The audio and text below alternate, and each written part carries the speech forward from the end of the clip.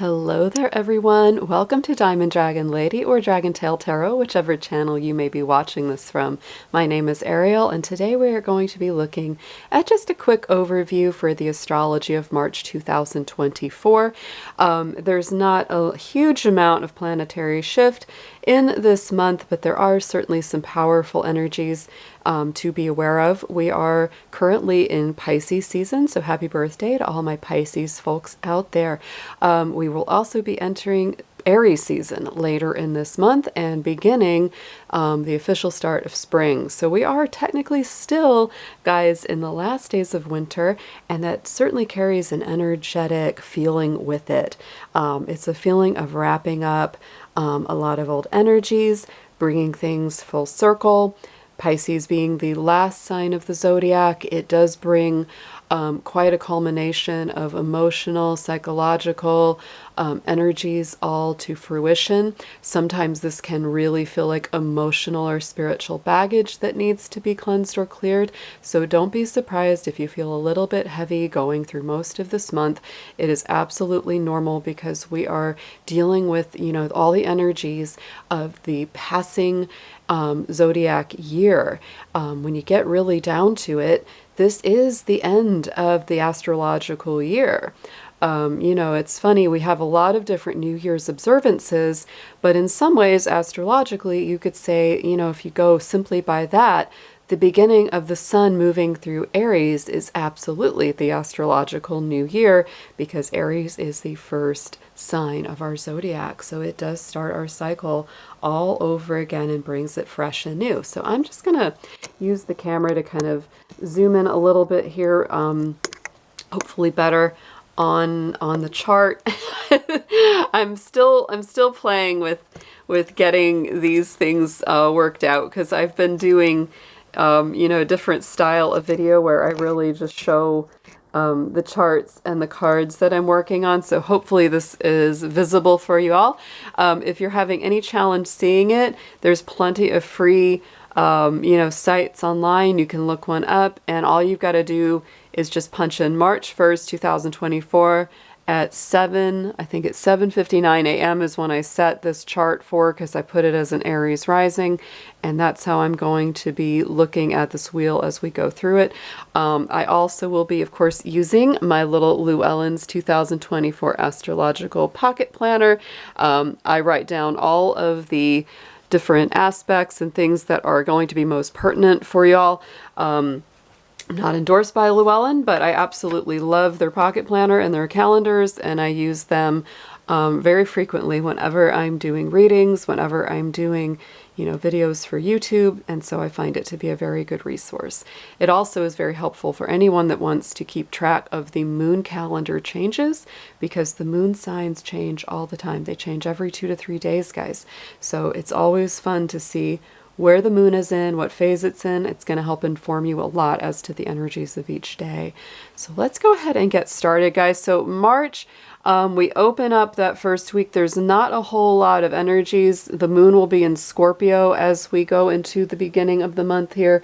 And after that, it just is going to travel along through Sagittarius, through Capricorn, through Aquarius. On Saturday the 9th, we will have Mercury, our planet of communication and thought, moving into the sign of Aries. So Mercury leaving Pisces is a very strong change to our mind, because Mercury in Pisces is very dreamy, it's ethereal, it's otherworldly, tends to live in the imagination, which sometimes isn't such a good thing because we can tend to imagine the best or the worst, and we're not really very rooted in reality in our thinking, and we tend to be a little more passive, so we don't always say everything that we feel. And if we do say it, it's best to express it maybe through music or poetry or a song or a piece of art. It's kind of that sort of expression. It's great if you're a creator. It's great if you're an artist or musician, because that brings this very strongly. And I would say, this week of March the 1st through the 9th, If you're a musician, an artist, a poet, whatever it is that, brings a creative or imaginative energy out in you, this is a fantastic week. It really is like fantasy world for sure, because Mercury will be getting closer and closer to Neptune, which is at 26 degrees of Pisces. So you can definitely see where the mind is coming together with Neptune, and Neptune rules Pisces. So this is very powerful for bringing some sort of creative vision into being. Write down whatever dreams you may have, write down whatever ideas, thoughts that pop into your mind, because this is a beautiful, beautiful energy for that. It's not great for making solid practical plans because the mind is simply not there, okay? It is on the more ethereal, imaginative, fantasy realm. So this week, March 1st through the 9th, I would say that is where the energy is really focused. The new moon is in Pisces. That begins on Sunday 10th. So, right on the heels of that, the day after the 9th, when, Mercury moves into Aries, we really have a whole new reset in a lot of ways. The new moon always brings in a 2-week cycle of new beginnings, greater momentum, and forward movement.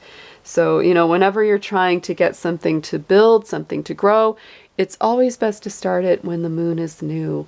And at the same time, just the day before, Mercury moved into Aries. So Mercury in Aries is obviously a very different energy than Mercury in Pisces. It's very direct. It's very forward. It's impulsive, spontaneous, action-taking, risk-taking. It tends to not hold back what it wants to say, and it tends to be very aggressive. So, be aware of people kind of scrapping for fights with you, or maybe trying to start something with you.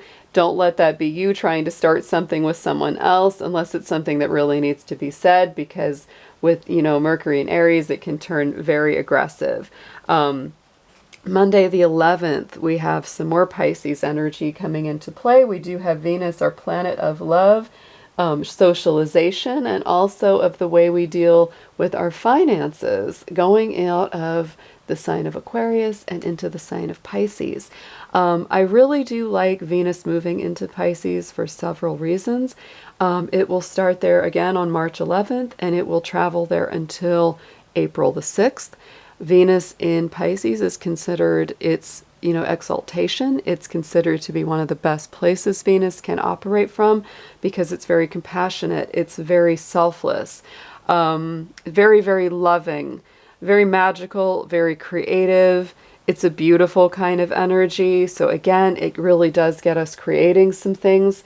The interesting thing that happens, of course, in the first decan of Venus moving through Pisces is that we'll be connecting with Saturn in Pisces. And so I feel like this is a time more than ever that if you felt like, if in the past you have felt like a bit of a pushover or kind of naive when it comes to love, this will be really solidifying some boundaries in a kind way, right? It's really solidifying your personal boundaries, but doing it in a way that's very loving towards yourself. It's very kind. It's not nasty. It's not, rude about it. It just says, here's where I am. Here's what I need. And I'm going to stand firmer in that than usual, because Saturn is absolutely those firm boundaries coming into play. Coming out of Venus in Aquarius, is much more detached. It's more airy. It's very tuned into the mass consciousness. Socially, it's a time when people do want to be a little bit more free to do whatever they like, to go wherever they like. And so, it's more intellectual, right? It's a more intellectual way of connecting. So moving from that more intellectual style into that more emotional, ethereal, spiritual side. When Venus is in Pisces, people are looking for the soulmate, and with, Saturn connected to it, they're definitely looking for something that lasts a long time. So people will be choosy when it comes to love in that respect.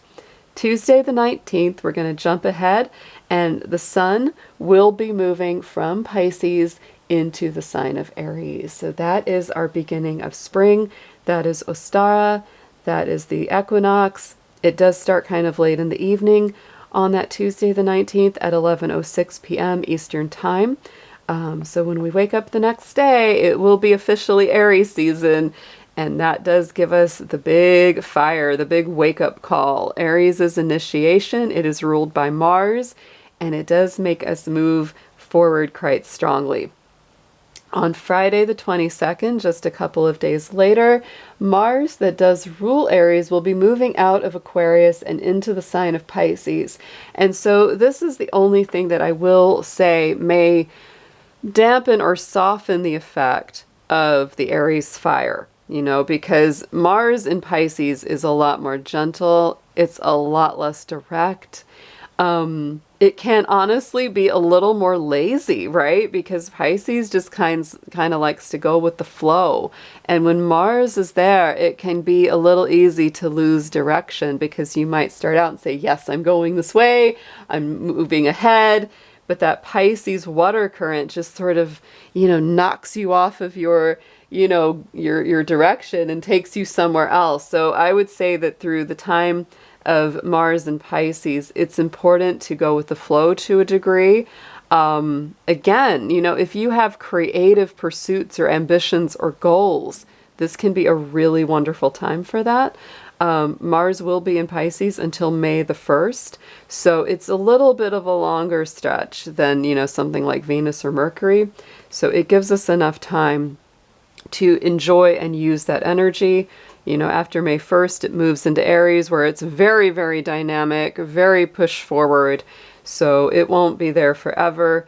We do definitely have a dynamic between Pisces and Aries going on this month of March, as you can obviously see unfolding, which gives us an interesting combination of a lot of emotion, a lot of sensitivity, but also a lot of aggression. So it's important to balance, because people's feelings will be more tender, they will be more soft, they will be easier to hurt, but the potential for being kind of aggressive and saying things that rub people the wrong way will also be kind of strong. So it's good to kind of read the room before you act or say exactly, what's on your mind, because if you don't say it in a gentle way, you kind of run the risk of rubbing people wrong. It's definitely a more emotional energy, right? It brings that sensitivity, and also, a little bit more aggressive energy up to the surface. This is also the month when we return to our eclipse season. We go into a lunar eclipse and full moon in the sign of Libra on Monday the 25th. That's going to happen at 3 a.m. Eastern Standard Time. So if you're awake in the middle of the night in the East Coast, you might be able to observe that lunar eclipse with the full moon. I'm not sure if this is going to be a partial or a total annular. I'm not sure which one it's going to be. I did not get a chance to look at that, but I'm sure you'll let me know in the comments which kind of full moon that's going to be. But the full moon in Libra is very interesting, because it will be opposing our current North Node in Aries and conjunct to our South Node in Libra. So those lunar nodes are very interesting to where our life progression is going. And right now, we're really moving towards taking more action, being more assertive, standing up for ourselves a lot more. But that full moon in Libra is that opposite side of Aries, which is also remembering to be diplomatic, remembering to have balance, remembering to use our action to bring greater harmony. So I do think it's interesting. We kind of see that theme, between the Pisces Aries element as well. Pisces likes harmony too. It likes compassion. It likes gentleness. Whereas Aries is very aggressive, assertive, leadership, more of a dominating masculine force. So it's really important this month, you can absolutely see, to balance those two sides, to balance those two energies. Otherwise, you really run the risk of either not standing up for yourself enough, or standing up for yourself too much and alienating people with too much aggression. So it's a really interesting balance that's going on here. I will point out as well, before we wrap this video, that, with our solar and lunar eclipses, we always experience, the bookend effect. So the full moon on the 25th will be bookended 2 weeks later on April 8th by a solar eclipse in the sign of Aries. So I will definitely be talking about that when we get into our April forecast, you know, a little bit, you know, almost a month from now. Getting these out a little bit later because our February is a short month, and also because I had a really nasty cold this month, which prevented me from getting my videos made as quickly as I would like. But we will be wrapping some interesting energy with those eclipse patterns. Very interesting to see that. I would say that the signs most affected by those solar eclipse patterns are obviously our cardinal signs. Again, it's going to be Aries, Libra, Cancer, Capricorn. You guys will feel this the strongest. And of course, I would say a big shout out to the water and fire signs here, because, you know, with those activations and movements through Aries and Pisces this month, you will certainly be feeling that moving in your soul as well. So have an amazing March, guys. I look forward to seeing what it unfolds, and I will talk to you all soon. Take care.